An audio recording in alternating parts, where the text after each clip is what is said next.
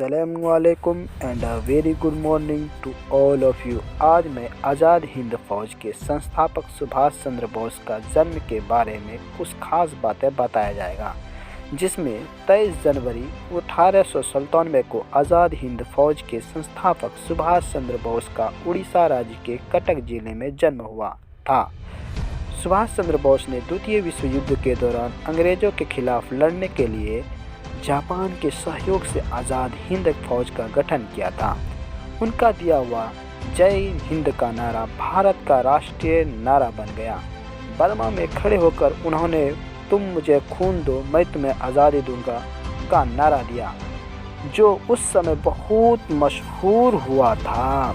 21 अक्टूबर 1943 को सुभाष बोस ने आज़ाद हिंद फौज के सुप्रीम कमांडर की हैसियत से आज़ाद भारत की अस्थायी सरकार बनाई, जिसे जर्मनी, जापान, फिलीपींस, कोरिया, चीन, इटली, मंचूको और आयरलैंड सहित 11 देशों की सरकारों ने मान्यता दी थी।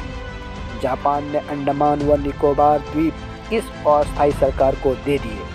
सुभाष चंद्र बोस उन द्वीपों में गए और उनका नया नामकरण किया। 1944 को आज़ाद हिंद फौज ने अंग्रेजों पर दोबारा हमला किया और कुछ भारतीय प्रदेशों को अंग्रेजों से आज़ाद भी करा लिया। कोहिमा की जंग 4 अप्रैल 1944 से 22 जून 1944 तक लड़ी गई एक खौफनाक जंग थी। इस जंग में जापानी सेना को पीछे हटना पड़ा था और यही एक टर्निंग पॉइंट साबित हुआ। 6 जुलाई 1944 को उन्होंने रंगून रेडियो स्टेशन से महात्मा गांधी के नाम एक प्रसारण जारी किया, जिसमें उन्होंने इस फैसला कुन जंग में फतेह के लिए उनका आशीर्वाद और नेक तमन्नाएं मांगी।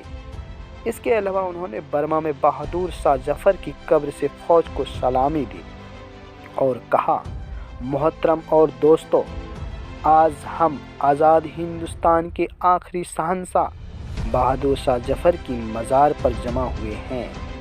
ये शायद तारीख का अजीब और शानदार इत्तेफाक है कि जहां हिंदुस्तान की आखिरी शहंशाह की कब्र बर्मा की सरजमीन पर है, तो वही आज़ाद बर्मा के अंतिम राजा की अस्थियां हिंदुस्तान की मिट्टी में हैं। हम अपना अड़िंग इरादा इस पवित्र स्मारक के सामने व्यक्त करते हैं, जो हिंदुस्तान की आज़ादी की लड़ाई का आखिरी योद्धा था, वह जो एक आम आदमी के बीच एक शहंशाह था और जो शहंशाह के बीच एक आम आदमी। हमने बहादुर शाह जफर की यादों को संजो कर रखा है। हम हिंदुस्तानी चाहे किसी भी मजहब के मानने वाले क्यों ना हो, बहादुर शाह जफर को हमेशा याद करते, न केवल इसलिए कि वह वही आदमी थे जिसने हिंदुस्तान पर बाहर से हमला करने के लिए देशवासियों को उत्तेजित किया था, बल्कि इसलिए भी क्योंकि उनके झंडे तले तमाम सूबों के हिंदुस्तानी जमा हुए थे और लड़े थे। ऐसे ही हिस्ट्री को सुनने के लिए हमारे YouTube चैनल में जुड़े रहें एवं लाइक, शेयर, सब्सक्राइब जरूर करें।